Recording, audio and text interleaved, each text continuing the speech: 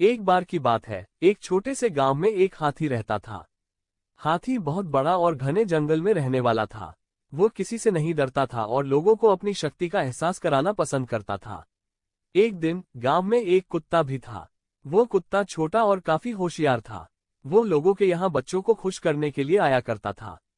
हाथी और कुत्ता एक दूसरे को पहले नहीं जानते थे, लेकिन एक दिन मिल गए।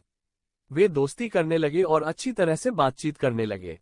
हाथी ने कहा, मुझे बहुत खुशी हुई कि मैं तुम्हें मिला।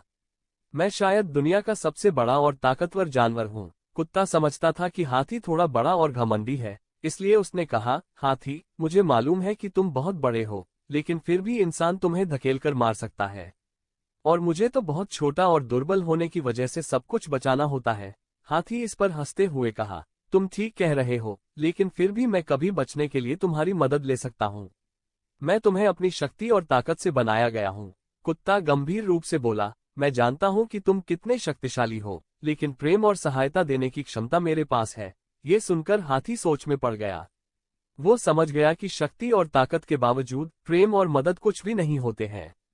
हाथी ने खुद को आजमाकर देखने का फैसला किया और वह बच्चों के संगीतान में से एक साझा करने के लिए खुद को मंडराने लगा।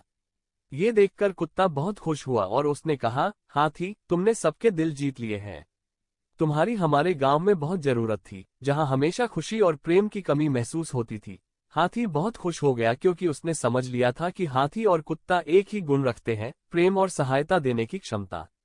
ये बात हाथी के जीवन में एक महत्वपूर्ण सीख थी कि शक्ति और ताकत से भी बढ़कर प्रेम और सहायता का महत्व होता है।